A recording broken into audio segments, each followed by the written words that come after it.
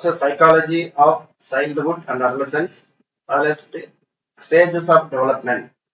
Early childhood and adolescence ஓட development அதனுடைய வளர்ச்சி நிலைகள் பார்த்தீங்கன்னா ஏர்லி சைல்டுஹுட்டை ரெண்டா நம்ம பிரிக்கலாம். ஒன்று வந்து ஏர்லி சைல்டுஹுட், இன்னொன்று வந்து லேட்டர் சைல்டுஹுட். இப்போ ஏர்லி சைல்டுஹுட்ல அதனுடைய டெவலப்மெண்ட் எப்படி இருக்கு அப்படின்னு பார்த்தீங்க அப்படின்னா பிசிக்கல் டெவலப்மெண்ட், அது உடல் வளர்ச்சி. உடல் வளர்ச்சி வந்து குழந்தை பருவத்துடன் ஒப்பிடும்போது அவங்களுடைய உயரம் மற்றும் எடை வந்து விரைவான வளர்ச்சி வந்து குறைகிறது. அதாவது குழந்தை பருவத்தில் இருப்பதை போல அதை விட கொஞ்சம் வந்து என்ன ஆகும் அப்படின்னா வளர்ச்சி வந்து கம்மியாகும், அவ்வளவு ஃபாஸ்டா வந்து இருக்காது. அடுத்ததாக வந்து உடல் இயக்க திறன்கள், அதாவது அவங்களுடைய ஓடுதல், ஏறுதல், வரைதல், சுயமாக செய்யக்கூடிய சில வேலை திறன்கள் வந்து அவங்களுக்கு வந்து கொஞ்சம் அதிகரிக்கும். இது வந்து அவங்களுடைய உடல் வளர்ச்சியில. அதே மாதிரி அறிவாற்றல் வளர்ச்சி அப்படின்னு எடுத்துக்கிட்டோம் அப்படின்னா இப்ப இந்த 2 to 6 வயதுடைய இந்த ஏர்லி சைல்டுஹுட் வந்து பியாஜேயினுடைய ப்ரீ ஆபரேஷனல் ஸ்டேஜ், அந்த ஸ்டேஜ்ல வர்றாங்க. இந்த ப்ரீ ஆபரேஷனல் ஸ்டேஜ்ன்றது என்ன பார்த்தீங்கன்னா நம்ம தமிழ்ல வந்து செயல்பாட்டுக்கு முந்தைய நிலை அப்படின்னு சொல்றோம். இப்ப இந்த இவங்களுடைய அறிவாற்றல் வளர்ச்சியில பாத்தீங்க அப்படின்னா அந்த முக்கியமா வந்து ஈகோ சென்ட்ரிசம் என்றால் தன்மைய கருத்து. தன்மைய கருத்து என்றால் தன்னை மையப்படுத்தியே எல்லாவற்றையும் சிந்தித்தல். அத வந்து தன்மைய கருத்து, ஈகோ சென்ட்ரிசம் அப்படின்னு சொல்றோம். அடுத்ததாக சிம்பாலிக் பிளே, குறியீட்டு அதோட விளையாடுறது. அப்புறம் வந்து லாங்குவேஜ் எக்ஸ்ப்ளோஷன் அப்படின்னா வந்து மொழி வளர்ச்சி வந்து மிகுந்த அளவிற்கு அவங்களுக்கு என்ன பண்ணும் அப்படின்னா ஒரு அதிகரிக்கும் இந்த 2 to 6 வயசு குழந்தைகளுக்கு. அடுத்தது ஆனா அவங்களுடைய தர்க்க ரீதியான சிந்தனை பாத்தீங்கன்னா லிமிட்டடா இருக்கும், அதாவது வரம்புக்கு உட்பட்ட தர்க்க ரீதியான சிந்தனை அப்படின்னு சொல்றோம். அடுத்து அவங்களுடைய சைக்கோ சோசியல் மற்றும் எமோஷனல் டெவலப்மெண்ட் இது எப்படி இருக்கும் அப்படின்னு பாத்தீங்கன்னா அதாவது உளவியல் மற்றும் சமூகவியல், அப்புறம் மனவெளிச்சி வளர்ச்சி எப்படி இருக்குன்னு பாத்தீங்க அப்படின்னா அவங்க வந்து டெவலப்பிங் இண்டிபெண்டன்ஸ் அண்ட் அட்டானமி, சுதந்திரம் மற்றும் ஒரு அட்டானமினா தன்னிச்சையாக செயல்படக்கூடிய அந்த அளவிற்கு மாறுபடுகிறது. அடுத்ததாக வந்து இவங்களுடைய எரிக்சனோட ஸ்டேஜ்ல இந்த பருவம்ன்றது என்னன்னு பாத்தீங்க அப்படின்னா இனிஷியேட்டிவ் அண்ட் கில்ட் அப்படின்ற அந்த பகுதியில வருது. அதாவது முன்முயற்சி மற்றும் குற்ற உணர்வு. ஒரு செயலை செய்வதற்கு முயற்சி பண்றது, அப்படி செயலை செய்ய முடியல அப்படின்னா அவங்களுக்கு வந்து அதனால அவங்களுக்கு ஒரு குற்ற உணர்வு ஏற்படும். இதுதான் வந்து நம்ம எரிக்சனோட ஸ்டேஜ் வந்து இந்த 2 to 6 வயதிலான குழந்தைகளுக்கான எரிக்சன் ஸ்டேஜ் வந்து இனிஷியேட்டிவ் வெர்சஸ் கில்ட் அப்படின்றது. இதை அண்டர்லைன் பண்ணிக்கோங்க. அடுத்து beginning friendships and imaginative play, அதாவது அந்த ஃப்ரெண்ட்ஷிப் அப்படின்ற அந்த கான்செப்ட் வந்து அவங்களுக்கு ஃப்ரெண்ட்ஷிப் அப்படின்ற அது நண்பர்களை உருவாக்கி கொள்ளுதல் அப்படின்றது உருவாகிறது. மேலும் இமேஜினேட்டிவ் பிளேனா கற்பனையான விளையாட்டுகளை விளையாடுவதற்கான அந்த ஒரு பண்பு வளர்கிறது. அடுத்தாக அவங்களுடைய லாங்குவேஜ் டெவலப்மெண்ட் அப்படின்னு பாத்தீங்கன்னா மொழி வளர்ச்சி வந்து அவருடைய ஒகாபுலரி எக்ஸ்பேன்ஸ் ரேபிட்லி, அதாவது நிறைய சொற்களை அவங்க வந்து அறிந்து கொள்கிறார்கள், புதிய சொற்களை. அடுத்ததாக ability to form longer sentences, நீண்ட வாக்கியங்களை உருவாக்கக்கூடிய திறன் அது வந்து அவங்களுக்கு அதிகரிக்கிறது, உருவாகிறது. அடுத்ததாக சைல்டுஹுட்ல 2வது ஸ்டேஜ் பாத்தீங்கன்னா லேட்டர் சைல்டுஹுட், இது வந்து 6 to 12 வருஷத்துக்கானது அப்படின்னு சொல்றோம். இப்ப இவங்களுக்கான உடல் வளர்ச்சி எப்படி இருக்குன்னு பாத்தீங்க அப்படின்னா ஸ்டெடி குரோத், ஒரு நிலையான வளர்ச்சியாக இருக்கும். மோட்டார் கோஆர்டினேஷன், அதாவது அவங்களுடைய உடலியக்க ஒருங்கிணைப்பு வந்து மேம்படுகிறது. அவர்களால பிசிக்கலா வந்து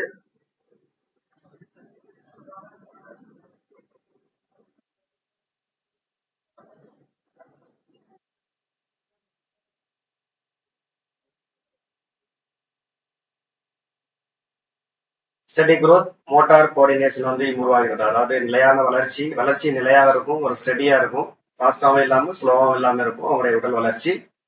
மோட்டார் கோஆர்டினேஷன்னா கை கால் இந்த மாதிரியான அந்த இணைப்பு, அப்புறம் ஓடுதல் நடத்தலுக்கான வந்து ஒரு அந்த அமைப்பு வந்து இன்னும் வந்து கொஞ்சம் ஸ்ட்ராங் ஆகுது, அது வந்து மேம்படுகிறதுன்னு சொல்றாங்க.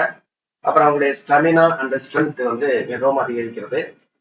அடுத்து அவங்களுடைய காக்னேட்டிவ் டெவலப்மெண்ட், அறிவு வளர்ச்சியானது பியாஜேயினுடைய எந்த லெவல்ல இருக்குன்னு பாத்தீங்க அப்படின்னா கான்கிரீட் ஆபரேஷனல் ஸ்டேஜ், அதாவது பருப்பொருள் நிலை அதுல இருக்கு. அடுத்து லாஜிக்கல் திங்கிங் எமர்ஜஸ், அதாவது தர்க்க ரீதியான சிந்தனை வந்து எமர்ஜஸ்னா வெளிப்படுகிறது. வெளிப்பட்டாலும் அவங்களுடைய அந்த சிந்தனை பாத்தீங்கன்னா கான்கிரீட் சுச்சுவேஷன், அதாவது அந்த பருப்பொருள் நிலை அளவிலேயே இருக்குமே தவிர ஒரு பெரிய அளவுல வந்து அவங்களுடைய லாஜிக்கல் திங்கிங் வந்து கற்பனை செய்து அதன் மூலமாக லாஜிக்கல் செய்யறது அந்த மாதிரியான ஒரு திறன் வந்து கம்மியா தான் இருக்கும். அடுத்த வகைப்படுத்துதல், கிளாசிபிகேஷன், அப்புறம் வந்து வரிசைப்படுத்துதல் போன்ற கருத்துகள் வந்து அவங்களால உருவாக்க முடிகிறது. இப்ப ஏதாவது ஒன்றை வகைப்படுத்தி கூறு அல்லது வரிசைப்படுத்தி சொல்லு அப்படின்னு சொல்லணும் அப்படின்னா அவங்களால அதை வந்து சொல்ல முடியும். அந்த அறிவுத்திறன் வளர்ச்சி அடைகிறது. அடுத்தது சைக்கோ சோசியல் அண்ட் எமோஷனல் டெவலப்மெண்ட்ல இவங்க வந்து எரிக்சனோட ஸ்டேஜ்ல பாத்தீங்க அப்படின்னா இவங்களுடைய ஸ்டேஜ் வந்து இண்டஸ்ட்ரி வெர்சஸ் இன்ஃபீரியாரிட்டி. இண்டஸ்ட்ரி இன்ஃபீரியாரிட்டின்றது தாழ்வு மனப்பான்மை, தொழில் மற்றும் தாழ்வு மனப்பான்மை. அதாவது இப்போ ஒரு செயலை செய்வதற்கு அவங்க வந்து முயற்சி பண்றாங்க.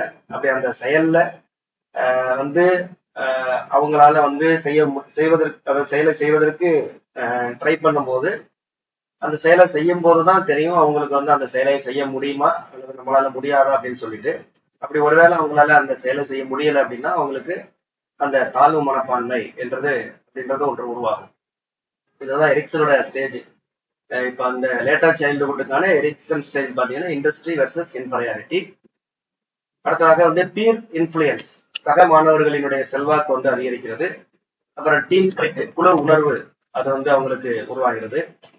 அடுத்து செல்ஃப் கான்செப்ட் சுயமான கருத்து, அப்புறம் செல்ஃப் எஸ்டீம் இது எல்லாமே வந்து அவங்களுக்கு உருவாகிறதுன்னு சொல்றாங்க. அடுத்து மாரல் டெவலப்மெண்ட் அப்படின்னு பாத்தீங்க அப்படின்னா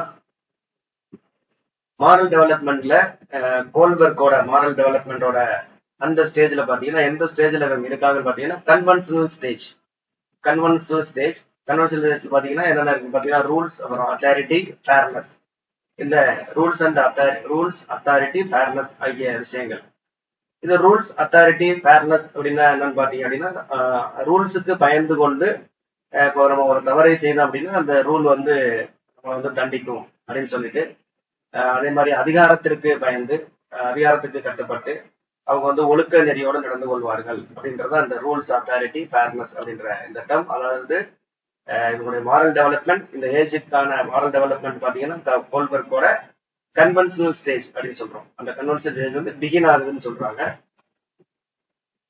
அடுத்து வந்து அடலசன்ஸ் பாத்தீங்க அப்படின்னா அவங்களுடைய ஏஜ் குரூப் பாத்தீங்கன்னா 12 to 18. இதுல அவங்களுடைய பிசிக்கல் டெவலப்மெண்ட் பாத்தீங்கன்னா அவங்க வந்து பூப்பெய்தல் நிலையை அடைகிறார்கள். அவங்களுடைய பிசிக்கல் டெவலப்மெண்ட் பாத்தீங்கன்னா ராபிட்டா இருக்கும், ரொம்ப வேகமா இருக்கும். செக்ஸுவல் மெச்சுரேஷன் இருக்குது. அப்புறம் ஹார்மோனல் சேஞ்சஸ், அப்புறம் செகண்டரி செக்ஸுவல் கேரக்டரிஸ்டிக்ஸ் இது எல்லாமே வளர்கிறது. அவங்களுடைய அறிவு வளர்ச்சி அப்படின்னு பாத்தீங்கன்னா பியாஜேனுடைய அவங்க வந்து கருத்தியல் நிலையில இருக்காங்க. அதாவது ஃபார்மல் ஆபரேஷனல் ஸ்டேஜ். இவங்களால வந்து புலன் தொடர்பற்ற, புலனை பயன்படுத்தாத கற்பனையான மற்றும் விமர்சன சிந்தனைகளை அவர்களால் உருவாக்க முடியும். புலன் தொடர்பற்ற புலனால் உணர முடியாதவற்றையும் அவர்களால் உணர்ந்து அதை வந்து சிந்திக்க முடியும். வந்து கிரிட்டிக்கல் திங்கிங் அது வந்து உருவாகிறது. அதே போல லாஜிக்கல் திங்கிங்கும் அவங்களுக்கு நல்லா இம்ப்ரூவ்மெண்ட் ஆகிறது. அடுத்து அவங்கள்ட்ட பாத்தீங்கன்னா டெசிஷன் மேக்கிங், முடிவுகளை எடுத்தல், அப்புறம் ரீசனிங் ஸ்கில்ஸ் இதெல்லாம் வந்து அவங்களுக்கு இன்க்ரீஸ் ஆகிறது. அடுத்து சைக்கோ சோசியல் அண்ட் எமோஷனல் டெவலப்மெண்ட்ல பாத்தீங்கன்னா எரிக்சனுடைய ஸ்டேஜ் பாத்தீங்கன்னா ஐடென்டிட்டி மற்றும் ரோல் கன்ஃபியூஷன். ஐடென்டிட்டி என்பது தன்னை அவளை அடையாளப்படுத்துவதற்கு அவர் விரும்புகிற பொழுது தனக்கான ரோல் எது அப்படின்னு சொல்லிட்டு அவரால் அதாவது அடையாளப்படுத்த ட்ரை பண்ணும் போது அடையாளப்படுத்த முடியல அப்படின்னா அப்ப நாம வந்து யாரு அப்படின்ற அந்த அவங்களுடைய ரோலை வந்து அவங்களால புரிந்து கொள்ள முடியாத ஒரு கன்ஃபியூஷன் ஏற்படும்.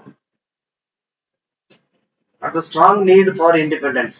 அவங்க வந்து இண்டிபெண்டன்ஸுக்கு அதிக தேவை, அதாவது சுதந்திரமாக இருக்கணும் அப்படின்னு சொல்லிட்டு விரும்புறாங்க. அப்புறம் வந்து ஐடென்டிட்டி எக்ஸ்ப்ளோரேஷன், தனித்தன்மை தேவைப்படுகிறது. அடுத்து இன்ஃபுளுயன்ஸ் ஆஃப் பியர்ஸ் இன்க்ரீசஸ். நம்ம ஏற்கனவே பார்த்தோம் பியர் இன்ஃபுளுயன்சஸ் ஆரம்பிக்குதுன்னு சொல்லி லேட்டர் சைல்ட்ஹுட்ல. அடலசன்ஸ் பாத்தீங்க அப்படின்னா பியர் இன்ஃபுளுயன்ஸ் வந்து ரொம்ப இன்க்ரீஸ் ஆகும், இது நமக்கு தெரிந்ததுதான். அதுக்கு போன எமோஷனல் இன்ஸ்டபிலிட்டி, காமனா வந்து அவங்களுக்கு மனவெளிச்சி வந்து ஒரு முதிர்ச்சி இன்மை நமக்கு நிறைய இருக்கும் அவங்கள்ட்ட. அடுத்து மாரல் டெவலப்மெண்ட், அதுல வந்து கோல்பர்கோட எந்த ஸ்டேஜ்ல வர்றாங்கன்னு பாத்தீங்கன்னா போஸ்ட் கன்வென்ஷனல் ஸ்டேஜ் அதுல வர்றாங்க. அடுத்து இந்த 3 ஸ்டேஜஸ்க்கான நமக்கு சம்மரி அப்படின்னு பாத்தீங்க அப்படின்னா ஏர்லி சைல்ட்ஹுட் அப்படின்றது இமேஜினேஷன், பிளே, பேசிக் இண்டிபெண்டன்ஸ். அடுத்த லேட்டர் சைல்டுஹுட் வந்து நமக்கு வந்து logical thinking, socialisation, team work. அடலசன்ஸ்ல பாத்தீங்கன்னா ஐடென்டிட்டி ஃபார்மேஷன், அப்டிராக்ட் திங்கிங், அப்புறம் எமோஷனல் அண்ட் மாரல் growth இது வந்து அதிகரிக்கிறது. அடுத்ததாக அடலசன்ஸ் பத்தி ஒரு டீடைல்டா நம்ம பார்க்க போறோம். அடலசன் கேரக்டரிஸ்டிக்ஸ் அப்படின்றது நம்ம 12 to 18 இயர்ஸ். இதை வந்து தமிழ்ல குமரப்பருவம் அல்லது வளரிளம் பருவம் அப்படின்னு சொல்லுவோம். இந்த வளரிளம் பருவம் என்பது குழந்தை பருவத்திற்கும், அதாவது சைல்டுஹுட்டுக்கும், இளமை பருவத்திற்கும், அதாவது அடல்ட்டுக்கும் இடையில இருக்கக்கூடிய ஒரு பருவம். அதாவது லேட்டர் சைல்டுஹுட்டுக்கும் அடல்ட்டுக்கும் இடையில இருக்கக்கூடிய ஒரு பருவம். இது வந்து ஒரு டிரான்சிஷன் பீரியட் அப்படின்னு சொல்றோம். மேலும் இது விரைவான உடல் வளர்ச்சி, அறிவாற்றல் வளர்ச்சி, மனவெழுச்சி வளர்ச்சி மற்றும் சமூக மாற்றங்களால் இது குறிக்கப்படுகிறது. அடுத்ததாக இதனுடைய பிசிக்கல் டெவலப்மெண்ட் நம்ம ஏற்கனவே பார்த்ததுதான். பருவமடைதல் போன்ற முகப்பொரு, குரல் மாற்றம், மாதவிடாய் இதெல்லாமே வந்து நடக்கிறது. ஹார்மோன் சேஞ்சஸ் நடக்கிறது. அடுத்து காக்னிட்டிவ் டெவலப்மெண்ட்ல பாத்தீங்க அப்படின்னா பியாஜேனுடைய ஃபார்மல் ஆபரேஷனல் ஸ்டேஜ் அதுல வர்றாங்க. இதுல வந்து பாத்தீங்கன்னா அப்டிராக்ட் திங்கிங் மற்றும் கற்பனையான, அதாவது இமேஜினேட்டிவ் பண்ணக்கூடிய ஒரு அந்த பகுத்தறிவு வளர்கிறது. யோசனைகளை தர்க்க ரீதியாக அவர்களால் பகுப்பாய்வு செய்ய முடிகிறது. அப்புறம் ஒப்பிடுதல் மற்றும் மதிப்பீடு செய்யக்கூடிய திறனும் அவர்களுக்கு வருகிறது. அதாவது கம்பேரிசன் அண்ட் வந்து எவாலுவேட்டிவ் திறன் அவங்களுக்கு வருகிறது. சிக்கல் தீர்க்கக்கூடிய, அதாவது புதிர் தீர்த்தல் அப்படின்னு சொல்லியா, ப்ராப்ளம் சால்விங் வந்தது. அப்புறம் வந்து கிரிட்டிக்கல் திங்கிங் இது எல்லாமே அவங்களுக்கு அதிகரிக்கிறது. அப்புறம் எதிர்கால நோக்கு நிலை, திட்டமிடல் மற்றும் இலக்கு நிர்ணயம் ஆகியவையும் அவர்களுக்கு வளர்ச்சி அடைகிறது. அடுத்ததாக நம்ம ஏற்கனவே பார்த்ததுதான் சைக்கோ சோசியல் டெவலப்மெண்ட். அதுல வந்து எரிக்சனுடைய ஸ்டேஜ் பாத்தீங்கன்னா ஐடென்டிட்டி வெர்சஸ் ரோல் கன்ஃபியூஷன் அதுல வர்றாங்க. அவங்களுக்கு வந்து ஸ்ட்ராங் நீட் ஃபார் இண்டிபெண்டன்ஸ், அதாவது சுதந்திரமாக இருக்க வேண்டிய தேவை மற்றும் செல்ஃப் ஐடென்டிட்டினா அவங்க தன்னை அடையாளப்படுத்திக் கொள்ளக்கூடிய ஒரு முக்கியமான ஒரு கட்டத்துல இருக்காங்க. ஏன்னா அதுக்கு முன்னாடி வந்து அவங்க சாதாரண ஒரு குழந்தையாக இருந்தார்கள். இப்பொழுது தன்னை முன்னிறுத்தக்கூடிய செயல்பாடுகளை அவர்கள் வந்து அதிகமாக முன்னெடுப்பார்கள். ரெண்டாவது பாத்தீங்கன்னா பீர் இன்ஃபுளுயன்ஸ் வந்து ரொம்ப ஸ்ட்ராங்கா இருக்கும். அப்புறம் வந்து ஆப்போசிட் ஜெண்டர் மேல எதிர்ப்பால் ஈர்ப்பு அதிகமாக இருக்கும். அப்புறம் conflicts with parents over autonomy and values, அதாவது தன்னிச்சையாக செயல்படுவதற்காகவும் மற்றும் மதிப்புகளை வந்து வேல்யூஸ்னா மதிப்புகளை வந்து ஃபாலோ பண்றதுக்கும் பேரண்ட்டுக்கும் அந்த அதாவது அடல்சன்ட் ஸ்டூடெண்ட் அவங்களுக்கும் இடையில வந்து நிறைய போராட்டங்கள், நிறைய வந்து மோதல்கள், கருத்து மோதல்கள் போன்றவைகள் வந்து நிறைய ஏற்படும். இதுதான் அப்படியே தமிழ்ல சொல்லியிருக்கோம். சுதந்திரம் மற்றும் சுய அடையாளத்திற்கான வலுவான தேவை ஏற்படுகிறது. ஒப்பார்க்குடு செல்வாக்கு மிகவும் வலுவடைகிறது. எதிர்பாலினத்தில் ஆர்வம் ஏற்படுகிறது. சுயாட்சி மற்றும் மதிப்புகள் தொடர்பாக பெற்றோருடன் மோதல் ஏற்படுகிறது. அடுத்து அவங்களுடைய எமோஷனல் டெவலப்மெண்ட் பாத்தீங்க அப்படின்னா எப்படி இருக்குன்னு பாத்தீங்க அப்படின்னா ஹார்மோன் மற்றும் உளவியல் மாற்றங்கள் நிறைய நடக்கிறதுனால அவங்களுடைய மனநிலை மாற்றமடைகிறது. அப்புறம் அவங்களுக்கு பாத்தீங்கன்னா தீவிரமான உணர்ச்சிகள், உதாரணமாக காதல், பொறாமை, பாதுகாப்பு இன்மை, பதட்டம் போன்ற தீவிரமான உணர்ச்சிகள் நிறைய வந்து அவங்களுக்கு வரும். அப்புறம் சுயமரியாதை மற்றும் சுய கருத்து இது ரெண்டுக்கும் இடையில ஒரு போராட்டம் நடக்கிறது. அப்புறம் இந்த குமர பருவத்தினருக்கு அல்லது வளரும் பருவத்தினருக்கு வளர்ச்சி எமோஷனல் டெவலப்மெண்ட் வந்து உருவாகிறது. இருந்தாலும் அது ஒரு உறுதியற்ற தன்மையுடையதாகவே இருக்கிறது அப்படின்னு சொல்றோம். அடுத்த லாங்குவேஜ் டெவலப்மெண்ட் பாத்தீங்க அப்படின்னா அவங்களுக்கு அந்த ஒகாபுலரி வந்து மேம்பட்ட அளவுல இருக்கும், மேம்பட்ட சொற்களஞ்சியம். அப்புறம் அவங்களுடைய உச்சரிப்பு வந்து இன்னும் வந்து குழந்தைத்தனமான உச்சரிப்புக்கும் அப்புறம் வளரிளம் பருவ மாணவர்கள் அந்த உச்சரிப்பு வந்து பாத்தீங்கன்னா மேம்படுகிறது. அப்புறம் வந்து ability to understand figurative language, அதாவது ஒரு படத்தை புரிந்து கொள்ளக்கூடிய திறன், படத்தை புரிந்து கொண்டு அதற்கான மீனிங் என்னன்றதை புரிந்து கொள்வதற்கான அதே மாதிரி வந்து உருவகங்களை புரிந்து கொள்வார்கள். அடுத்து வந்து social media and slang, social media மற்றும் ஸ்லாங் அவங்களுடைய கம்யூனிகேஷன்ல சோசியல் மீடியாவில் பயன்படுத்தக்கூடிய ஸ்லாங்குகள் அதிகமாக காணப்படும். கேன் பார்ட்டிசிபேட் இன் டிபேட்ஸ், அதாவது பொது விவாதங்கள், வீடியோ அதாவது தொலைக்காட்சி விவாதங்கள் மற்றும் ஆர்குமெண்ட்ஸ் இதெல்லாம் வந்து என்ன பண்ணுவாங்க அப்படின்னா அவங்க வந்து பங்கெடுப்பார்கள். அடுத்தாக அவங்களுடைய மாரல் டெவலப்மெண்ட் அப்படின்னு பாத்தீங்கன்னா கோல்பர்கனுடைய மாரல் டெவலப்மெண்ட்ல கன்வென்ஷனில் இருந்து போஸ்ட் கன்வென்ஷனலாக மாறுகிறதுன்னு சொல்றாங்க. Shift from rules set by authority questioning values, அதாவது நியாயம், நீதி மற்றும் சமத்துவத்திற்கான ஒரு ஆசை அவர்களுக்கு உருவாகிறது. முடிவெடுப்பதில் மற்றவர்களின் கண்ணோட்டங்களை கருத்தில் கொள்ளக்கூடிய திறன், மற்றவர்களின் கண்ணோட்டத்தையும் கருத்தில் கொண்டு முடிவெடுக்கக்கூடிய ஒரு திறன் வளர்ச்சி அடைகிறது. Some may reach post conventional stage, அதாவது இவர் வந்து என்ன பண்றாங்க அப்படின்னா நமக்கு வந்து அந்த போஸ்ட் கன்வென்ஷனல் ஸ்டேஜ், அதை வந்து இவர்கள் வந்து சம் மீன்ஸ் சில பேர் வந்து போஸ்ட் கன்வென்ஷனல் ஸ்டேஜை அடைவதற்கான வாய்ப்புகள் இருக்கு. போஸ்ட் கன்வென்ஷனல் ஸ்டேஜ் என்று பாத்தீங்கன்னா இண்டிவிஜுவல் ரைட், தனது இண்டிவிஜுவல் ரைட்ன்றது உரிமைகள் மற்றும் யூனிவர்சல் எத்திக்ஸ் அதை ஃபாலோ பண்ணி அதற்கு தகுந்த மாதிரி ஒரு மாதிரி இருக்குது.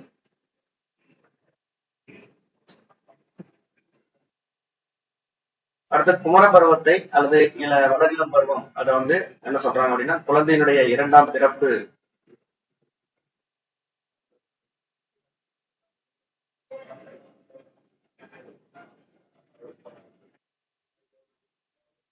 குழந்தையினுடைய இரண்டாம் பிறப்பு அப்படின்னு சொல்லலாம்.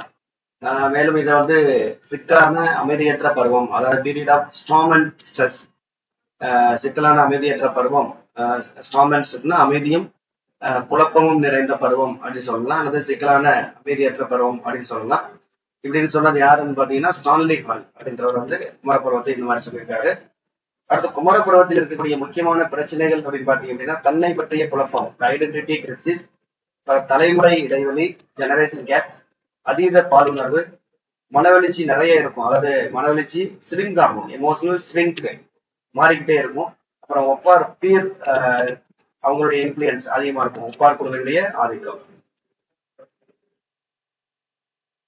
அடுத்ததாக நம்ம வந்து டெவலப்மெண்ட்ல இருக்கக்கூடிய தொடர்பான தியரிஸ் சிலது பார்க்கலாம். ஃபர்ஸ்ட் வந்து தியரிஸ் ஆஃப் டெவலப்மெண்ட், அதுல வந்து பியாஜேயினுடைய காக்னிட்டிவ் டெவலப்மெண்ட் தியரி, அதாவது அறிதிறன் வளர்ச்சி கோட்பாடு, பியாஜேயினுடைய அறிதிறன் வளர்ச்சி கோட்பாடு.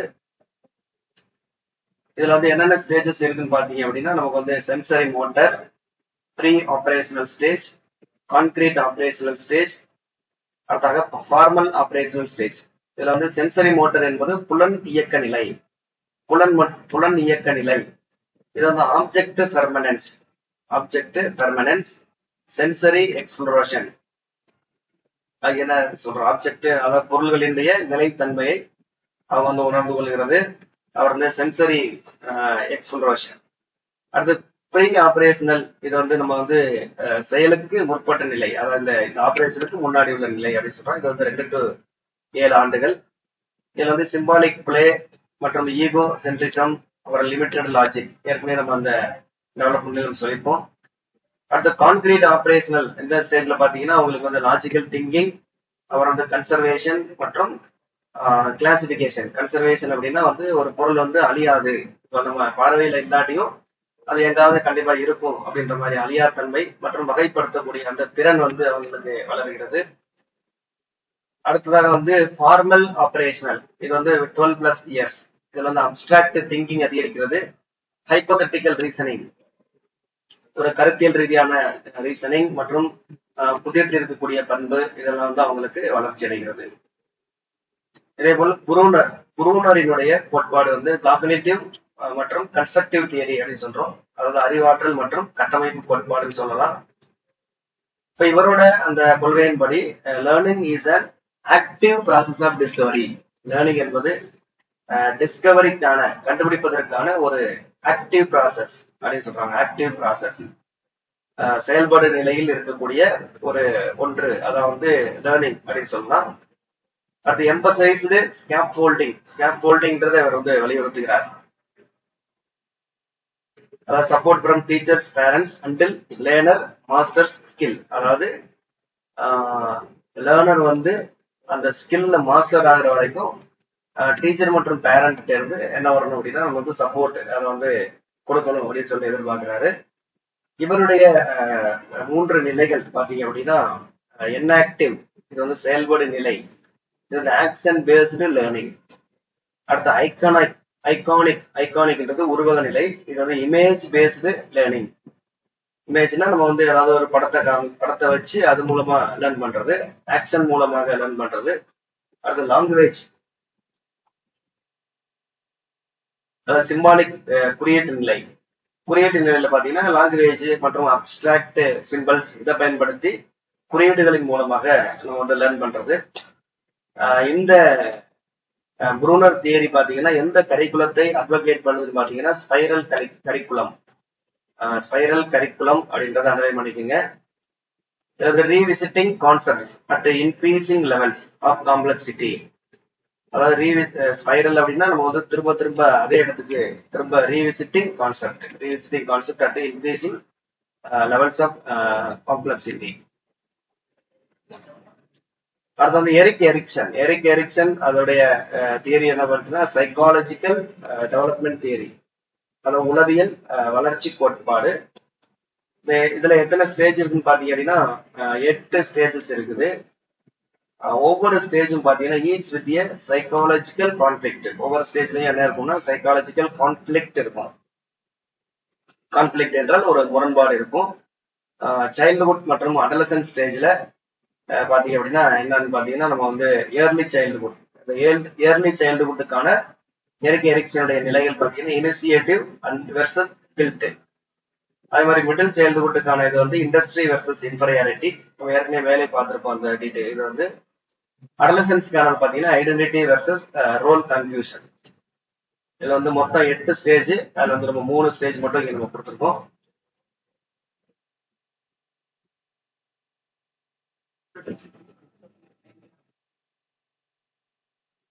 எரிக்சனுடைய அந்த 8 ஸ்டேஜை நம்ம பார்க்கலாம்.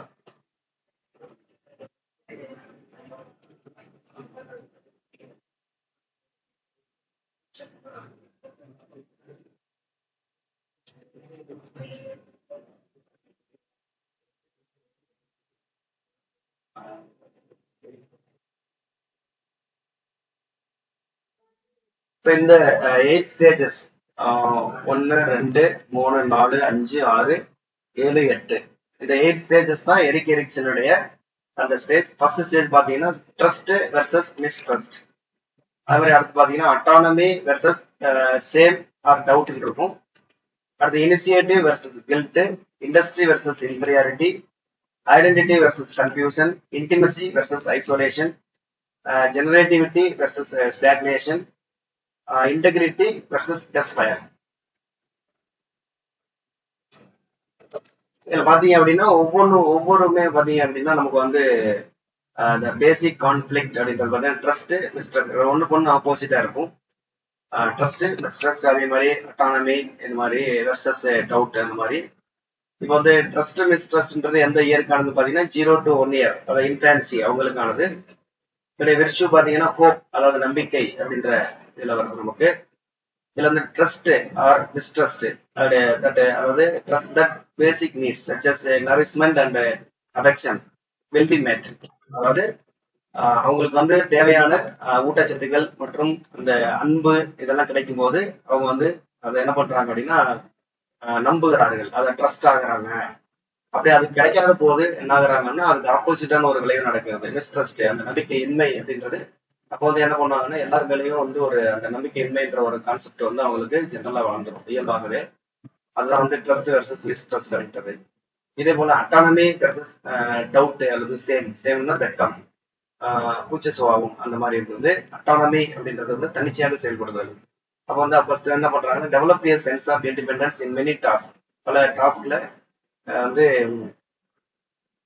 இண்டிபெண்டாக செயல்படுவதற்கு அவங்க வந்து அந்த ஒரு சென்ஸ் வந்து என்ன பண்ண அப்படின்னா வளர்கிறது. அப்படியே அதுக்கு ஆப்போசிட்டான நிகழ்வுன்னு பாத்தீங்கன்னா அந்த இண்டிபெண்டன்சி கம்மியாகி அதுக்கு ஆப்போசிட்டா சேம் அந்த இது நமக்கு வரும்.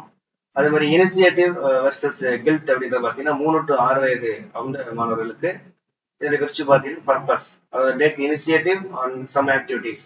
சில ஆக்டிவிட்டிஸ் அதாவது take initiative on some activities, சில ஆக்டிவிட்டியை ட்ரை பண்றதுக்கு அவங்க வந்து முன்முயற்சி எடுக்கிறாங்க. அப்போ வந்து மே டெவலப் கில்ட். அப்போ வந்து அந்த ஆக்டிவிட்டியை அவங்களால செய்ய முடியல அப்படின்னா அவங்களுக்கு அந்த கில்ட் குற்ற உணர்வு வந்து அவங்களுக்கு ஏற்படும். அப்படி குற்ற உணர்வு ஏற்பட்டுருச்சு அப்படின்னா அதுக்கப்புறம் அந்த ஆக்டிவிட்டியை அவங்களால என்ன பண்ண மாட்டாங்க அப்படின்னா செய்ய மாட்டாங்க. அதுதான் வந்து அந்த பிளே ஏஜ்ன்றது. அடுத்து ஸ்கூல் ஏஜ்ல பாத்தீங்க அப்படின்னா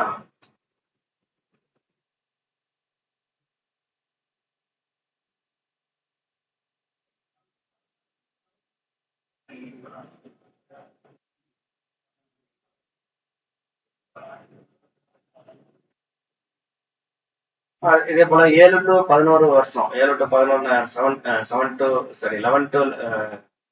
7 to 11 இயர்ஸ்ல பாத்தீங்க அப்படின்னா இண்டஸ்ட்ரி வெர்சஸ் இன்ஃபீரியாரிட்டி.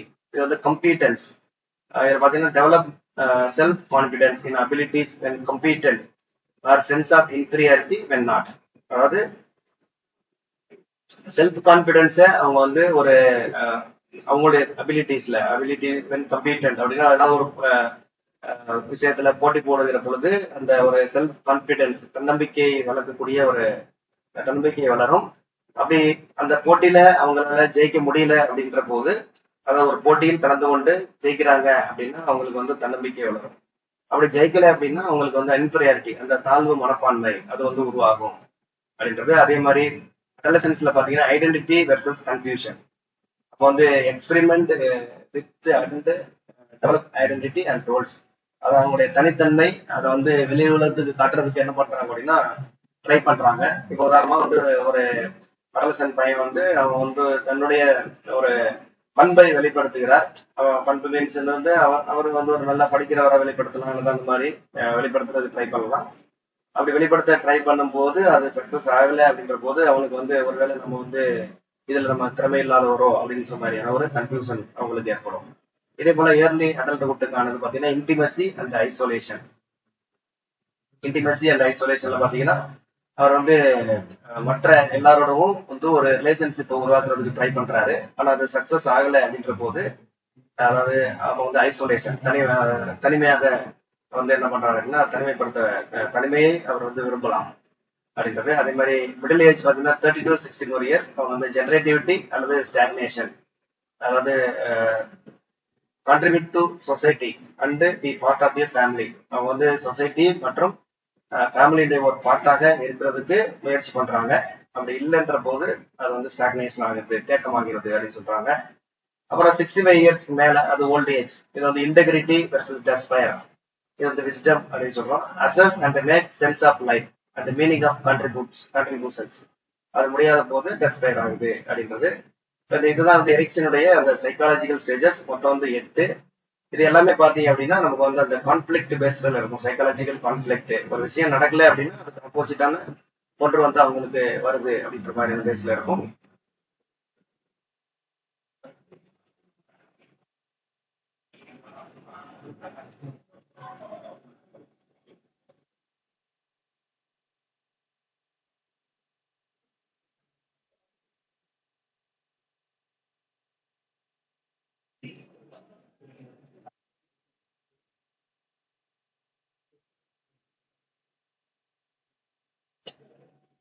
அடுத்ததாக டேனியல் கோல்மன் அவங்களுடைய தியரி வந்து emotional intelligence theory, EI theory. Daniel Coleman emotional intelligence theory. இது வந்து மனவெளிச்சி நுண்ணறிவு கோட்பாடு அப்படின்னு சொல்றோம். இது வந்து இவரோட கருத்து என்னன்னு பாத்தீங்கன்னா ஐக்கியூ மட்டுமே ஒருவரது ஐக்கியூ மட்டுமே அவரது வெற்றியை தீர்மானிக்காது, ஈக்கியூவுக்கும் சமமான பங்கு உண்டு, அதாவது சமமான முக்கியத்துவம் உண்டு அப்படின்றதான் அந்த டேனியல் கோல்மனுடைய கருத்து. இதுல வந்து மொத்தம் வந்து 5 காம்பனன்ட்ஸ் இருக்கு. என்னன்னு பாத்தீங்கன்னா self awareness, self regulation, motivation, empathy, social skill. Self அவேர்னஸ்னா சுய விழிப்புணர்வு. நமக்கு செல்ஃப் அவேர்னஸ் நமக்கு அது மீனிங் தெரியும். செல்ஃப் ரிலேஷனா நம்மை நாமே வந்து மேனேஜிங் இம்பல்சஸ், அதாவது தாக்குதல்களை மேனேஜ் பண்ணக்கூடிய ஒரு பண்பு. அடுத்து வந்து motivation, internal drive to achieve, அதாவது நமக்கு உள்ளே ஏற்படக்கூடிய டிரைவுகளை அச்சீவ் பண்ணக்கூடிய ஒரு ஊக்கம் ஏற்படுவது. பச்சாதாபம் என்பது பிறரினுடைய இடத்திலிருந்து நம்ம வந்து நோக்குவது. அது சரி, பிறரை வந்து நம்மளோட இடத்திலிருந்து நம்ம நோக்குறது. ரெகக்னைசிங் அதர்ஸ் எமோஷன், மற்றவங்களுடைய இதுக்கு வந்து நம்ம வந்து மதிப்பு கொடுத்தல். நம்முடைய நிலையிலிருந்து பிறர் துன்பத்தை காண்பது அப்படி சொல்லலாம் பச்சாதாபம் அப்படின்றது. சோசியல் ஸ்கில் அப்படின்றது சமூக திறன்கள், அதாவது லீடர்ஷிப் இம்பார்ட்டன்ட், அதாவது adolescent adjustment, leadership and social success. இதெல்லாம் வந்து நமக்கு அந்த இதனுடைய 5 நிலைகள். அடுத்து வந்து கோல்பர்க்கினுடைய மோரல் டெவலப்மெண்ட். கோல்பர்க்குடைய மாரல் டெவலப்மெண்ட் பாத்தீங்க அப்படின்னா மொத்தம் வந்து 3 லெவல்ஸ் இருக்கு. ஒவ்வொரு லெவல்லையும் 2 ஸ்டேஜ் இருக்கும். இப்போ வந்து 6 ஸ்டேஜ், 3 லெவல் 6 ஸ்டேஜ்.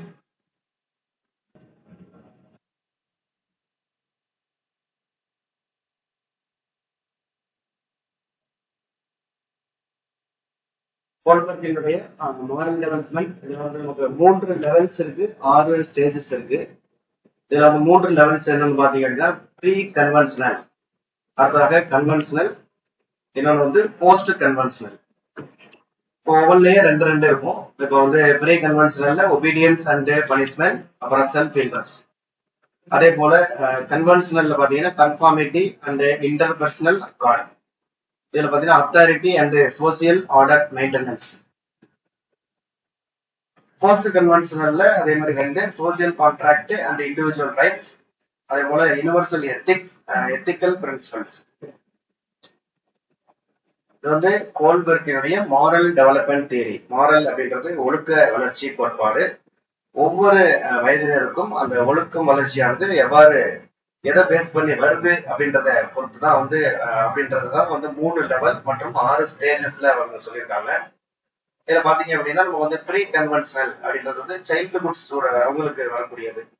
இதுல வந்து அவங்களுடைய அந்த ஒழுக்கமானது எதை பொறுத்து வருதுன்னா வந்து பெரிய கீழ்ப்படிதல் மற்றும் தண்டனையை தவிர்ப்பதற்காக கீழ்ப்படிதல் அப்படின்னு சொல்லலாம். அப்புறம் வந்து சுய ஆர்வம்னா செல்ஃப் இன்ட்ரெஸ்ட், சுய ஆர்வத்தின் பேர்லயும் அவங்களுக்கு வந்து அந்த ஒழுக்கம் வரலாம். இப்போ வந்து இந்த கோல்பர்க்கினுடைய அந்த மாரல் டெவலப்மெண்ட் தியரிக்கான நம்ம ஒரு டீடைல்ல வந்து பார்க்கலாம்.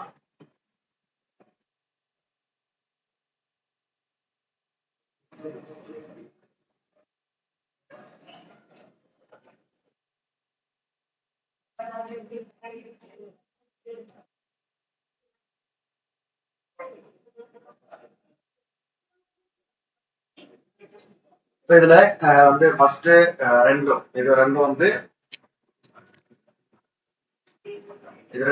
பாத்தீங்கன்னா நமக்கு கன்வென்ஷனல்ல வருது obedience and punishment, self interest. இது ரெண்டும் பாத்தீங்கன்னா ஒபீடியன்ஸ் அண்ட் பனிஷ்மெண்ட் வந்து இன்ஃபேன்சி ஸ்டேஜ்லயும், செல்ஃப் இன்ட்ரெஸ்ட் வந்து ப்ரீ ஸ்கூல் அந்த ஸ்டேஜ்லயும் வருது.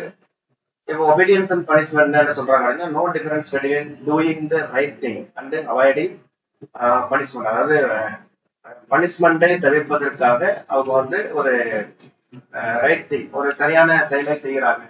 அதாவது அவன் தவறா செஞ்சா அப்படின்னா அவனுக்கு பனிஷ்மெண்ட் கிடைக்கும். அதனால பனிஷ்மெண்ட் தண்டனையை தவிர்ப்பதற்காக அவர் வந்து ஒழுக்கமாக நடந்து கொள்கிறார்கள் அப்படின்றதான் இந்த ஃபர்ஸ்ட் பாயிண்ட்.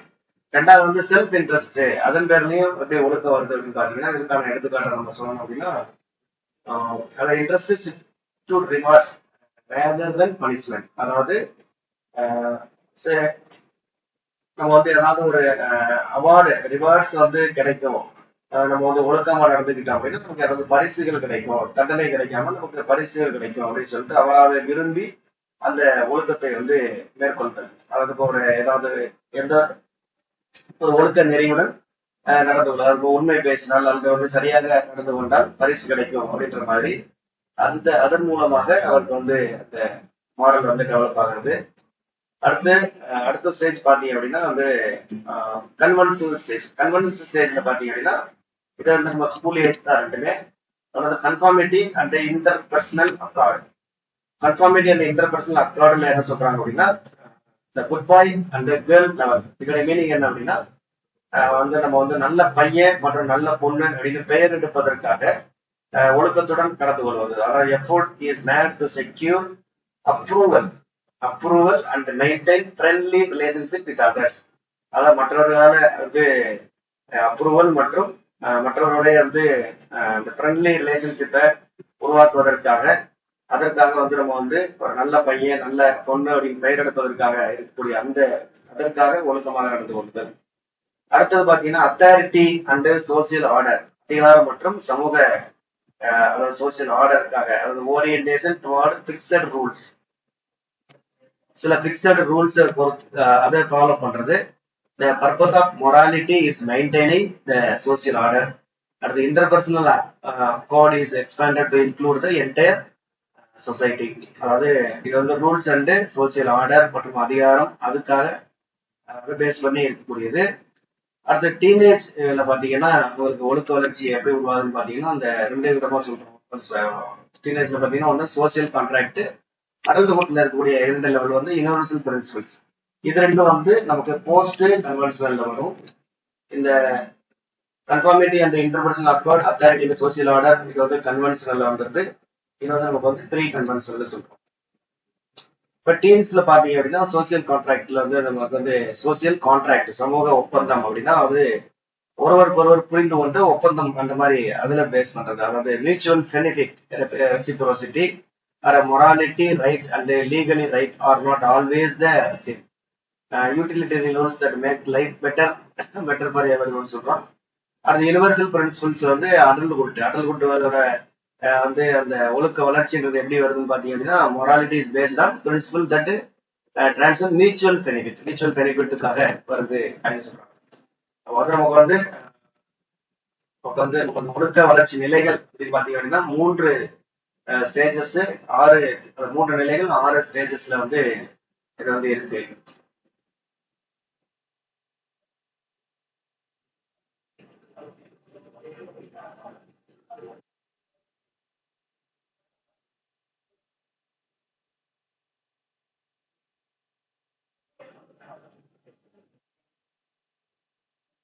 ப்ரீ கன்வென்ஷனல் மரபுக்கு முந்தைய நிலை, கன்வென்ஷனல் மரபு நிலை, மரபுக்கு பிந்தைய நிலை.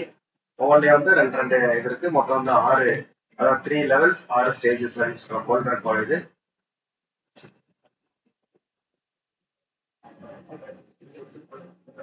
நெக்ஸ்ட் நம்ம வந்து இந்த இது வரைக்கும் நம்ம வந்து 5 வகையான தியரி பார்த்திருக்கோம்.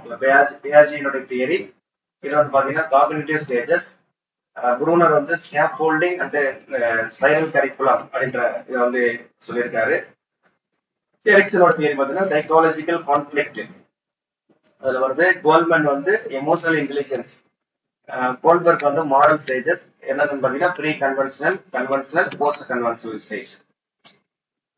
அடுத்து நம்ம பார்க்க போறது டெவலப்மெண்டல் டாஸ்க், அதாவது வளர்ச்சிசார் செயல்கள். வளர்ச்சிசார் செயல்கள் அப்படின்றது பாத்தீங்கன்னா ஒரு தனிநபர் வாழ்க்கையின் ஒரு குறிப்பிட்ட கட்டத்தில் நிறைவேற்ற வேண்டிய ஒரு திறன் அல்லது வளர்ச்சி பொறுப்பு அப்படின்னு சொல்லலாம். இப்போ உதாரணமா வந்து இப்போ அவனுக்கு வந்து இப்போ ஒரு பர்டிகுலர் ஏஜ் இருக்குன்னா அந்த ஏஜ்ல அவன் என்னென்னலாம் வந்து அந்த நிறைவேற்ற வேண்டுமோ அதற்கு தகுந்த மாதிரியான அந்த வளர்ச்சியை தான் என்ன சொல்றோம் அப்படின்னா வந்து வளர்ச்சி சார் செயல்கள், அதாவது வளர்ச்சிக்கு தகுந்த மாதிரியான செயல்கள் அப்படின்னு சொல்றோம். இதை வந்து யார் அறிமுகப்படுத்தினார்னு பாத்தீங்கன்னா ராபர்ட் கேவிகஸ்ட் அப்படின்றவர் தான் இதை முதலில் அறிமுகப்படுத்துகிறார்.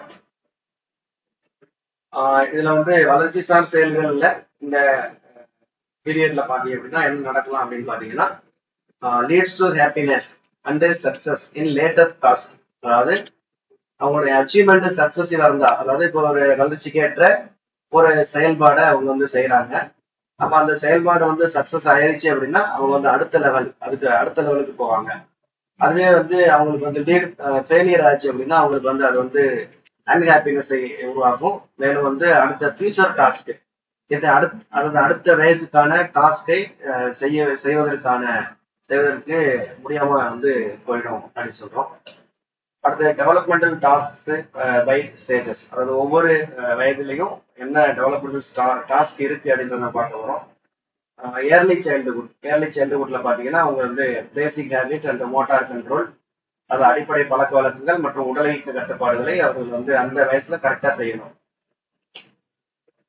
அடுத்து லேட்டர் சைல்டுஹுட் அப்படின்னா அவங்களுடைய அகாடமிக் ஸ்கில், அப்புறம் பியர் ரிலேஷன், மொராலிட்டி, அதாவது கல்வி திறன்கள், சக மாணவர்களுடன் ஏற்படக்கூடிய உறவுகள் மற்றும் ஒழுக்கம் ஆகியவை வந்து மேம்பட வேண்டும். அடலசன்ஸ் பீரியட்ல அவங்க வந்து அவங்களுடைய ஐடென்டிட்டியை வெளிப்படுத்தணும். அதே மாதிரி இண்டிபெண்டன்ஸ் அடையணும். அதே மாதிரி கேரியர், வேலைக்கான அந்த இது, அப்புறம் வந்து மதிப்புகள் ஆகியவை வந்து உருவாக வேண்டும். இதெல்லாம் வந்து வளர்ச்சி அந்தந்த ஸ்டேஜுக்கான வளர்ச்சி சார் செயல்களா நம்ம சொல்றோம். இப்போ நெக்ஸ்ட் பார்க்க போறது என்னன்னு பாத்தீங்கன்னா லேர்னர்ஸை பத்தி நம்ம எப்படி அண்டர்ஸ்டாண்ட் பண்றது, அப்புறம் லேர்னர்ஸோட டைப்ஸ் அந்த மாதிரியானது. இப்போ அண்டர்ஸ்டாண்டிங் லேர்னர்ஸ் அப்படின்னா வந்து குழந்தைகள் ஒவ்வொருத்தரும் ஒவ்வொரு மாதிரியான கற்றல் திறன் இருக்கும். அப்ப அவங்கள வந்து நம்ம வந்து புரிந்து கொண்டு ஆசிரியர்கள் வந்து அவங்க வந்து அங்கீகரிக்க வேண்டும். இதுல வந்து லேர்னர்ஸ்ல பாத்தீங்கன்னா ஸ்லோ லேர்னர்ஸ் அப்படின்னு சொல்றோம். ஸ்லோ லேர்னர்ஸ்ன்றது சராசரிக்கும் குறைவான ஆனால் அறிவுசார் ஊனம் அற்ற குழந்தைகள். அதாவது இவங்க வந்து இன்டெலக்சுவலி டிசபிள்டு கிடையாது. இவங்க வந்து ஒரு இன்டெலக்சுவலி டிசபிள்டு கிடையாது. ஆனா வந்து ஒரு சராசரி மாணவர்கள் படிப்பதை விட கொஞ்சம் வந்து ஸ்லோவா அவங்களுடைய பெர்ஃபார்மன்ஸ் இருக்கும். ஆனாலும் அவங்க வந்து ஒரு இன்டெலக்சுவல் டிசபிலிட்டி கிடையாது. இவங்களுடைய கேரக்டரிஸ்டிக்ஸ் பாத்தீங்க அப்படின்னா அவங்க வந்து கருத்துக்களை புரிந்து கொள்வதற்கு அதிக நேரம் தேவை. அப்புறம் வந்து வரையறுக்கப்பட்ட கவனம் மற்றும் மோசமான அதாவது அவனுடைய மெமரி ரொம்ப கம்மியா இருக்கும். அட்டென்ஷன் வந்து ரொம்ப நேரம் இருக்காது. அடுத்து வந்து லேக் ஆஃப் செல்ஃப் கான்பிடன்ஸ், அந்த தன்னம்பிக்கை குறைவு, ஊக்கம் வந்து கம்மியா இருக்கும். இதெல்லாம் வந்து அவங்களுடைய கேரக்டரிஸ்டிக்ஸ். அவங்களுக்கான சப்போர்ட்டா நம்ம என்ன பண்ணலாம் அப்படின்னு பாத்தீங்க அப்படின்னா, அவங்களுக்கு வந்து திரும்ப திரும்ப நம்ம பயிற்சி அளித்தல், திரும்ப திரும்ப சொல்லிக் கொடுக்கறது, அப்புறம் எளிய தெளிவான வழிமுறைகளை பயன்படுத்தலாம். அவர்களுக்கு புரியுற மாதிரி தனிப்பட்ட கவனம், அதாவது தனிப்பட்ட கவனம்னா ஒரு பர்டிகுலர் இண்டிவிஜுவலா நம்ம அட்டென்ஷன் கொடுக்கறது.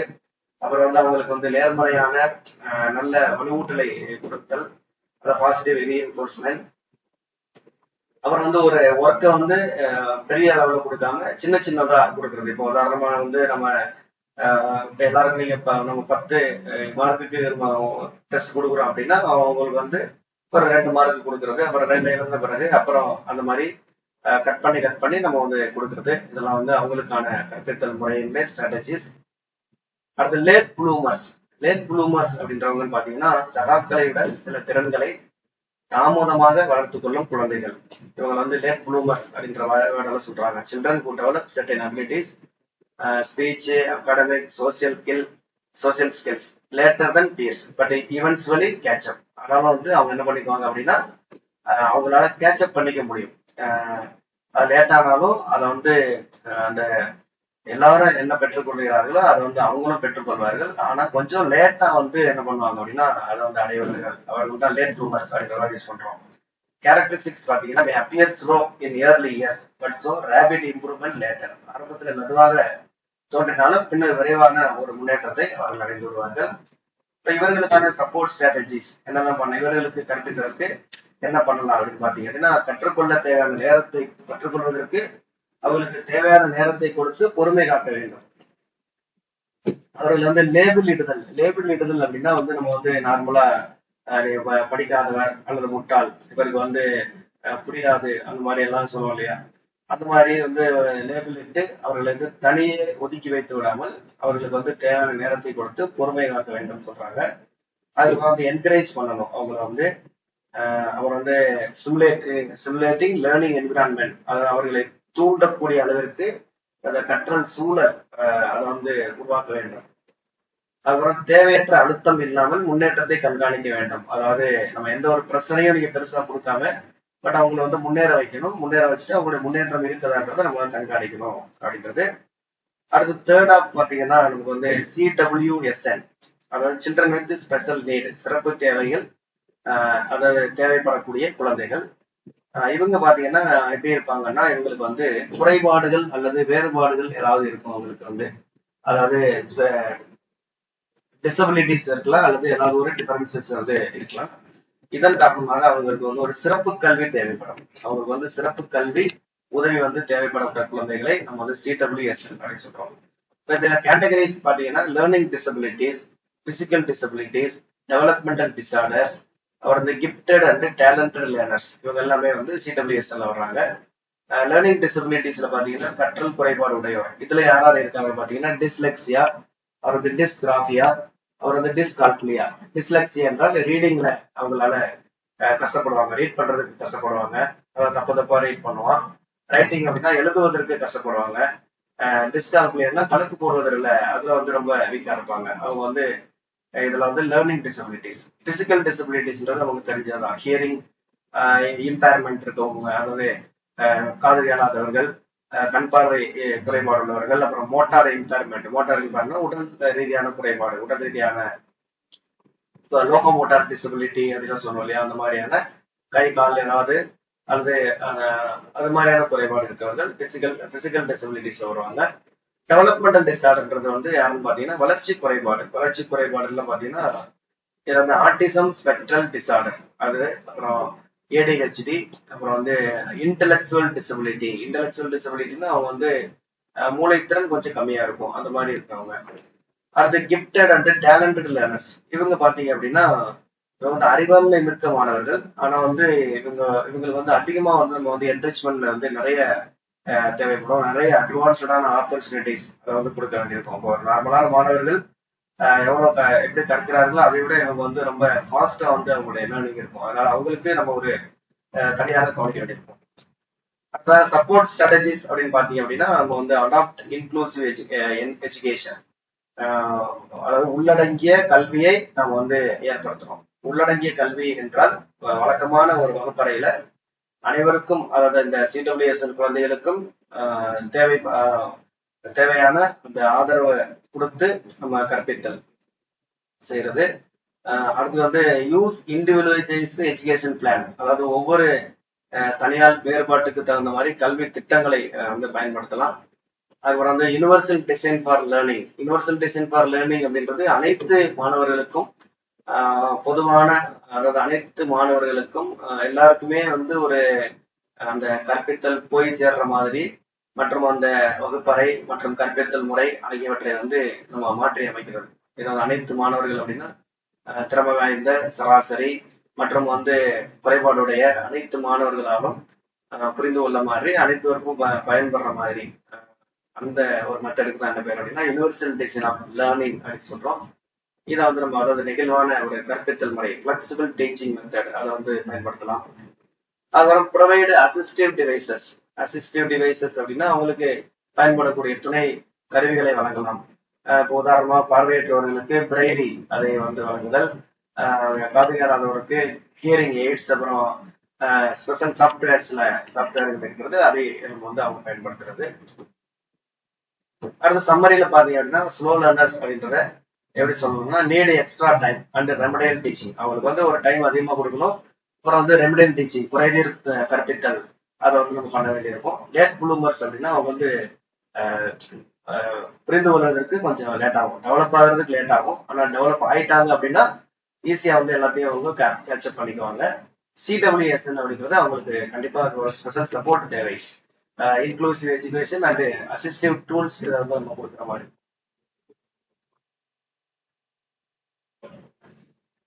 Next programmes for diverse learners. Diverse லேர்னர்ஸ்ல பலவிதமான லேர்னர்ஸ் இருக்காங்க. அவர்களுக்கான இந்த ப்ரோக்ராம்ஸ் பார்த்தீங்கன்னா குழந்தைகள் வந்து வெவ்வேறு வேகங்கள், பாணிகள் மற்றும் திறன்களை கற்றுக்கொள்கிறார்கள். ஆசிரியர்களுக்கு பொதுவாக கற்பவர்கள், திறமையான கற்பவர்கள், மெதுவாக வளர்பவர்கள் மற்றும் சிடபிள்யூஎஸ்என் ஆகியோரை நிவர்த்தி செய்ய ஒரு நெகிழ்வான உத்தி தேவை. அதற்காக சில உத்திகளை வந்து பயன்படுத்துறாங்க. என்னன்னு பாத்தீங்கன்னா டிஃபரன்சியேட்டட் ப்ரோக்ராம் அப்படின்னா என்னன்னு பார்க்க போறோம். அதே மாதிரி வந்து மீடியேட்டட் ப்ரோக்ராம் அப்படின்னா என்ன, அடுத்ததாக வந்து ரெமடியல் ப்ரோக்ராம் அப்படின்னா என்ன அப்படின்றத இந்த நம்ம டாபிக்ல பார்க்க போறோம். அடுத்து வந்து என்ரிச்மெண்ட் ப்ரோக்ராம். மொத்தம் வந்து ஒரு 4 விதமான டீச்சிங் மெத்தட்ஸ், அதுல வந்து 4 விதமான டீச்சிங் மெத்தட்ஸ் இருக்குது. அது வந்து என்ன அப்படின்றத பார்க்க போறோம். ஃபர்ஸ்ட் வந்து டிஃபரன்சியேட்டட் ப்ரோக்ராம். டிஃபரன்சியேட் ப்ரோக்ராம் அப்படின்னா கற்பித்தல் முறைகள், உள்ளடக்கம் மற்றும் மதிப்பீடுகளை கற்பவர்களின் திறன்கள், தயார் நிலை, ஆர்வங்கள் மற்றும் கற்றல் பாணிகளுக்கு ஏற்ப மாற்றி அமைத்தல். அதாவது டிஃபரன்சியேட்டட் ப்ரோக்ராம் அப்படின்றது கற்பவர்களுக்கு ஏற்ப எல்லாத்தையும் நம்ம என்ன பண்றோம் அப்படின்னா மாற்றி அமைக்கிறோம். அதுக்கு பேர் வந்து டிஃபரன்சியேட்டட் ப்ரோக்ராம் அப்படின்னு பேரு. இதோட ஃபீச்சர்ஸ் அப்படின்னு பாத்தீங்க அப்படின்னா இது வந்து flexible grouping, peer work, mixed ability groups. அடுத்து different learning materials, visuals, audio, hands on activities. அதாவது வெவ்வேறு கற்றல் பொருட்களை அவர்களுக்கு நம்ம பயன்படுத்துறோம். வெவ்வேறு கற்றல் பொருட்கள், காட்சிகள், ஆடியோ, நேரடி செயல்பாடுகள். அதாவது நம்ம வகுப்பறையில வந்து காட்சிகள் மூலமாக கற்பித்தல், ஆடியோக்கள் மூலமாக கற்பித்தல், நேரடி செயல்பாடுகள் செய்து கற்பித்தல் ஆகிய எல்லாமே இங்க வந்து இருக்கும் இந்த வகுப்பறையில. அப்புறம் வந்து மதிப்பீடு செய்யும் போதும் அதே மாதிரி திட்டங்கள், அதாவது ப்ராஜெக்ட் கொடுத்து அவங்கள வந்து மதிப்பிடுதல், அப்புறம் விளக்க காட்சிகள் மற்றும் எக்ஸ்பெரிமெண்ட், அதன் மூலமாக எக்ஸ்பெரிமெண்ட்களை செய்ய சொல்றது. இது மாதிரி அவங்க அதை வந்து எப்படி செய்யறாங்க அப்படின்றத நம்ம வச்சு மதிப்பிடுதல். இதெல்லாம் வந்து அதோடைய ஃபீச்சர்ஸ். பர்பஸ், இதனுடைய இந்த டிஃபரன்சியேட் மெத்தடோட பர்பஸ் பாத்தீங்க அப்படின்னா to make learning accessible to for all learners in the same classroom. அதாவது ஒரே வகுப்பறையில் கற்பவர்கள் அனைவருக்கும் கற்றல் கிடைக்க செய்யும். அதாவது ஒரு வகுப்பறையில் கிடைக்கக்கூடிய ஒரு வகுப்பறையில் படிக்கக்கூடிய அனைவருக்கும் கற்றல் வந்து கிடைக்கணும். இப்ப சில நேரங்கள்ல வந்து நன்கு ஒரு கிஃப்டட் ஸ்டூடெண்ட் அல்லது வந்து ஒரு நல்ல டேலண்டட் ஸ்டூடெண்ட் மட்டும் அவனுக்கு மட்டும் அந்த புரியுற மாதிரி இல்லாம அனைவருக்குமே வந்து அது வந்து போய் சேர்ற மாதிரியான ஒரு கற்பித்தல் முறை. இதை வந்து டிஃபரன்சியேட்டட் லேர்னிங். அந்த ப்ரோக்ராம்ன்றது. அடுத்து மீடியேட்டட் ப்ரோக்ராம். மீடியேட்டட்ன்றது பாத்தீங்கன்னா ஆசிரியர் வந்து அந்த ஒரு மீடியேட்டராக செயல்படுகிறார். ஃபெசிலிட்டேட்டர் அல்லது மீடியேட்டர். ஆசிரியர் வந்து கற்பவருக்கும் அந்த அறிவு அந்த நாலேஜை பெறுவதற்கும் கற்பவர் வந்து நாலேஜை பெறுவதற்கும் கற்பவருக்கும் இடையில் ஒரு மீடியேட்டராக அவர் செயல்படுறார். இதுல வந்து வைர்ஸ்டீனோட மீடியேட்டட் லேர்னிங் எக்ஸ்பீரியன்ஸ் அதுல வந்து அதாவது இந்த மீடியேட்டட் ப்ரோக்ராம்ன்றது based on Feuerstein's mediated learning experience அந்த வைர்ஸ்டீனோட MLE அதன் அடிப்படையில் அமைந்துள்ளது. இதனுடைய ஃபீச்சர்ஸ் பாத்தீங்க அப்படின்னா ஆசிரியர் வந்து கேள்விகள், குறிப்புகள் மற்றும் தூண்டுதல்களை வழங்குகிறார். ஆசிரியர் வந்து கொஸ்டின் கேட்கறது, குறிப்பு வழங்குறது, தூண்டுதல்களை வழங்குறது, இது வந்து ஆசிரியர் வேலை. அடுத்ததாக வந்து சிந்தனை மற்றும் சிக்கல் தீர்க்கும் திறன்களை வளர்ப்பதில் இந்த முறை வந்து கவனம் செலுத்துகிறது. சிந்தித்தல், பகுத்தறிவு வளர்த்தல், சிக்கல் தீர்க்கும் திறன்களை வளர்ப்பதில் இந்த முறை வந்து கவனம் செலுத்துகிறது. மேலும் இது வந்து சுய கற்றல். ஏன்னா ஆசிரியர் வந்து அவங்களுக்கு வந்து ஒரு மீடியேட்டரா செயல்படுறதுனால அந்த மாணவர்கள் வந்து சுய கற்றல் மற்றும் அவங்களுடைய பிரதிபலிப்பு தன்னை வெளிப்படுத்தக்கூடிய விதம் வந்து ஊக்குவிக்கப்படுகிறது. அடுத்து இதனுடைய பர்பஸ் என்னன்னு பாத்தீங்கன்னா இந்த மெத்தடுடைய பர்பஸ் அப்படின்னு பாத்தீங்க அப்படின்னா to help learners construct knowledge actively rather then just receive it passively. அதாவது நாலேஜை வந்து அவர்கள் வந்து உருவாக்குகிறார்கள். எப்படின்னா ஆக்டிவ்னா செயல்பாட்டு ரீதியாக. அதை சும்மா வந்து அப்படியே வந்து அதை வந்து பேசிவ் மீன்ஸ் என்னன்னா எந்த ஒரு செயல்பாட்டு தன்மை இல்லாம அதை அப்படியே வாங்கிக்காம அதை வந்து ஆக்டிவாக அதுல செயல்பட்ட அந்த லேர்னர்ஸ் வந்து இதுல கலந்துக்கிறாங்க அப்படின்னு சொல்றோம். அதாவது அறிவை செயலற்ற முறையில் பெறுவதை விட செயல்பாட்டு நிலையில் பெறுவதற்கு கற்பவர்களுக்கு உதவுதல். அடுத்து வந்து ரெமடியல் ப்ரோக்ராம் அப்படின்றது வந்து இது வந்து மெதுவாக கற்பவர்கள் அல்லது கற்றல் சிரமங்கள் உள்ள மாணவர்களுக்காக வடிவமைக்கப்பட்ட சிறப்பு கற்பித்தல் முறை. ரெமடியல் என்றாலே குறைதீர் கற்றல் அப்படின்னு சொல்லுவோம். இதோட ஃபீச்சர்ஸ் பாத்தீங்க அப்படின்னா டயக்னோசிஸ் ஆஃப் வீக் ஏரியாஸ். அதாவது ஒரு மாணவர் வந்து எந்த ஏரியாவில் ரொம்ப வீக்கா இருக்காரு அப்படின்றத ஃபர்ஸ்ட் வந்து டயக்னைஸ் பண்றாங்க. அடுத்து என்ன பண்றோம் அப்படின்னா அந்த மாணவர்களுக்கு எக்ஸ்ட்ரா பிராக்டிஸ் கூடுதலான பயிற்சி மற்றும் ட்ரில் பண்ணுதல். ட்ரில்னா திரும்ப திரும்ப பயிற்சி அளித்தல். அப்புறம் வந்து சிம்பிளிஃபைடு எக்ஸ்பிளனேஷன்ஸ் அதாவது எளிமையாக புரியக்கூடிய விளக்கங்களை அளித்தல். அப்புறம் வந்து அடுத்ததாக வந்து ஒன் டு ஒன் சப்போர்ட்னா ஒருவர் வந்து சப்போர்ட் பண்றது. இப்போ வந்து ஒரு மாணவர் வந்து இன்னொரு நல்லா படிக்கக்கூடிய மாணவரை வச்சு நம்ம வந்து என்ன பண்றது அப்படின்னா சொல்லி கொடுக்கலாம். அல்லது அதே மாதிரி ஸ்மால் குரூப் டீச்சிங் அதாவது ஒன் டு ஒன் சப்போர்ட்னா நேரடியா அவங்களுக்கே சொல்லி கொடுக்கலாம். அங்கன்னா சின்ன குரூப்பா ஃபார்ம் பண்ணிட்டு அவங்களுக்கு வந்து ஒரு 2-3 பேர் யாரும் வந்து அந்த சுலமா இருக்காங்களோ அவங்களை மட்டும் வச்சுட்டு டீச் பண்றது. இதெல்லாமே அவருடைய ஃபீச்சர்ஸ். அதாவது பலவீனமான பகுதிகளை கண்டறிதல், எடுத்துக்காட்டு வாசித்தல் அல்லது எழுதுதல் அல்லது கணிதம் இதுல எதுல அப்படின்றது பார்க்கலாம். அப்புறம் கூடுதல் பயிற்சி, எளிமைப்படுத்தப்பட்ட விளக்கங்கள், ஒருவருக்கு ஒருவர் ஆதரவு, அது சிறிய குழு கற்பித்தல். இதனுடைய பர்பஸ் அப்படின்னு பாத்தீங்க அப்படின்னா நம்ம வந்து to remove learning gaps and bring the learner up to the expected levels. அதாவது கற்றல் இடைவெளிகளை நீக்கி கற்பவரை எதிர்பார்த்த நிலைக்கு கொண்டு வந்தது. அதனுடைய பர்பஸ். ரெமடியல் டீச்சிங் அப்படின்றது யாருக்கும் புரியல அப்படின்னா திரும்ப அவங்களை வந்து புரிய வைத்து எல்லாரையும் வந்து அவங்களுக்கும் அதாவது அனைவருக்கும் புரிய வைக்கிற மாதிரியான ஒரு மெத்தட் தான் வந்து ரெமடியல் டீச்சிங்ன்றது. அடுத்த 4வது வந்து என்ரிச்மெண்ட் ப்ரோக்ராம். என்ரிச்மெண்ட் அப்படின்னாலே வந்து கூடுதலாக நம்ம வந்து விஷயங்களை கொண்டு போறது. இது வந்து யாருக்கு அப்படின்னா வந்து அறிவாண்மை மிக்க மாணவர்கள், கிஃப்டட் ஸ்டூடெண்ட்ஸ் அல்லது டேலண்டட் ஸ்டூடெண்ட்ஸ் அல்லது ஃபாஸ்ட் லேர்னர்ஸ், இவங்களுக்கு வந்து நம்ம எக்ஸ்ட்ரா தகவல்களை கொடுக்கறது வந்து என்ரிச்மெண்ட் ப்ரோக்ராம். இதோட ஃபீச்சர்ஸ் பார்த்தீங்க அப்படின்னா அவங்களுக்கு தனியாக அட்வான்ஸ்டு ப்ராஜெக்ட் அல்லது research based learning, creative problem solving டாஸ்க்குகளை கொடுத்துதல், அப்புறம் டிபேட் அப்படின்னா வந்து விவாதங்களை உருவாக்குதல், காம்படிஷன்ஸ் போட்டிகளை உருவாக்குதல், அப்புறம் exposure to higher order thinking வந்து உருவாக்குதல், ரியல் வேர்ல்டு அப்ளிகேஷன்ஸ் இதெல்லாம் பயன்படுத்துறது. இது எல்லாமே அதோடைய ஃபீச்சர்ஸ். பர்பஸ் பாத்தீங்க அப்படின்னா இது வந்து to extend and deepen learning. அதாவது கற்றலை வந்து ரொம்ப ஆழ்ந்து கற்றலுக்கு இது வழிவகுக்கிறது.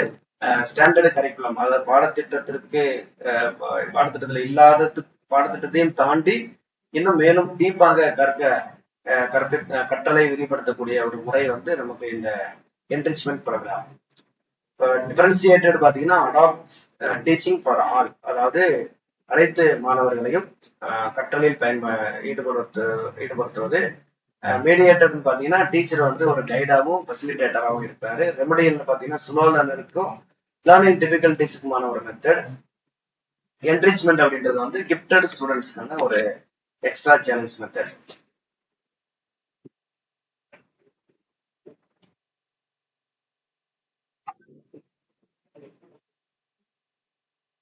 Okay, thank you. இப்போ உங்க யூனிட் 4 வந்து இதோட கம்ப்ளீட் ஆயிடுச்சு. இப்போ நாளைக்கு வந்து நம்ம வந்து யூனிட் 5 and 6 இருக்கும். இன்னைக்கு இந்த ஒரு செஷன் மட்டும் தான். நாளைக்கு வந்து நம்ம ஒரு 2 யூனிட் செஷன் 2 செஷன் இருக்கும். Okay, ready ஆயிக்கலாம்.